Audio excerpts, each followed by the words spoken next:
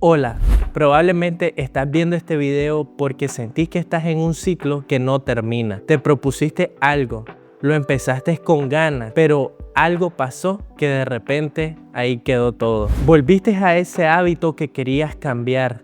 Fallaste una semana en el gimnasio o volviste a hablar con esa persona que cada vez que hablas con ella te hace sentir mal. Lo primero que sentí es un peso en el pecho. Esa culpa que te dice otra vez lo mismo. No tenés fuerza de voluntad. Te sentís un fracasado. Y ese sentimiento es el que te hunde más.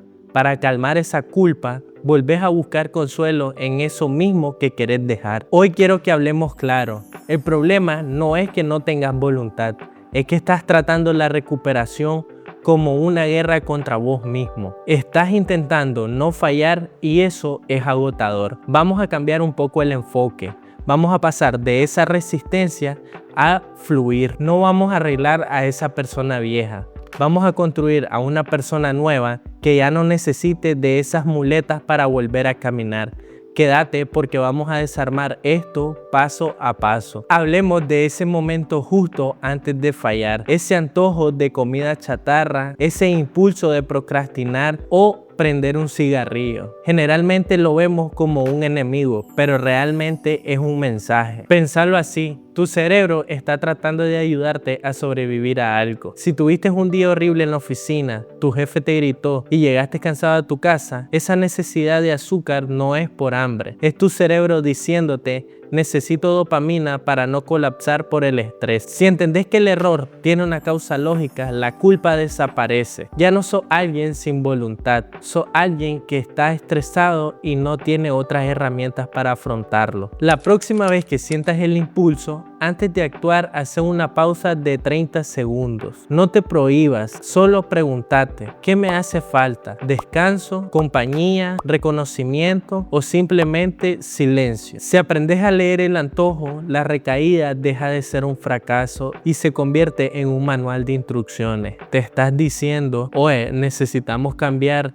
esa rutina de los martes porque llegas muy cansado. Esa información se utiliza para ajustar el rumbo como un GPS. Muchos cometen el error de definir su vida por lo que no hacen. No fumo, no como harina, no soy tóxico. El problema es que si tu identidad se basa en una negación, tu mente sigue anclada al pasado. Es como estar manejando y viendo los retrovisores sin ver al frente. Obviamente vas a chocar. Sanar de verdad no es unir los pedazos rotos de quien era antes, sino crear una nueva identidad desde cero, resiliente. Fíjate en esto. Si te ves como un fumador intentando dejar el hábito, ante cualquier problema vas a volver a fumar, porque en el fondo seguís siendo ese fumador. Pero si te ves como alguien que cuida sus pulmones porque quiere jugar con sus hijos sin cansarse, la decisión cambia. Ya no es una prohibición, es una elección coherente con quién sos ahora. ¿Cómo fluir hacia tu propósito? Esto requiere buscar cosas nuevas. Si tu único alivio era ese mal hábito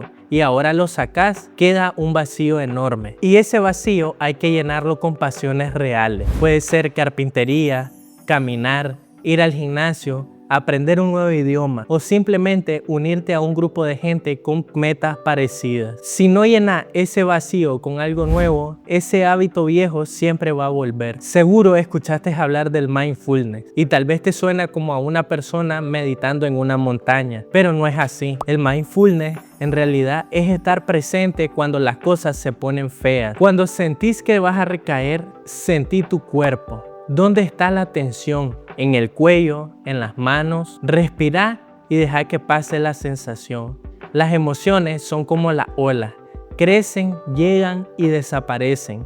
El problema está cuando vos intentás detenerlas. Ahí es cuando vos te ahogás. El caos es el mejor amigo de los malos hábitos. Si no sabes qué vas a hacer a las 6 u 8 de la tarde, tu mente va a elegir hacer lo más fácil. Y lo más fácil es esos malos hábitos que querés dejar. No necesitas una agenda perfecta o un plan semanal. Necesitas algo que te ancle. Algo que puedas hacer en la mañana en cuanto te levantes. Puede ser una lectura o 5 minutos de estiramiento. Por la tarde puedes hacer un hobby o una actividad que te saque del modo automático. Y en la noche, un cierre que te permita descansar de verdad. Si tenés una estructura, no tenés que estar decidiendo cada 5 minutos qué es lo que tenés que hacer. Estar decidiendo te puede agotar. Mejor automatizar tu vida para que fluir sea más fácil que fallar. Para cerrar, quiero decirte algo que quizás nadie te lo ha dicho. Está bien si hoy no salió como esperabas. La diferencia entre la gente que realiza cambios duraderos y las que no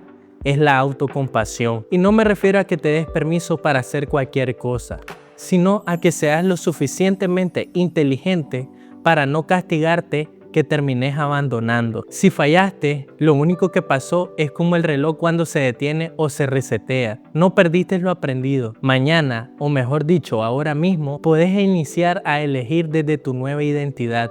Deja de intentar devolver desde el error y comenzar a decidir desde tu nuevo propósito. Gracias por llegar hasta el final del video. Si te gustó, no olvides suscribirte y dejar tu like. Y en los comentarios, ¿qué mal hábito estás intentando dejar? Si sentís que este video le puede funcionar a alguien más, no olvides compartírselo.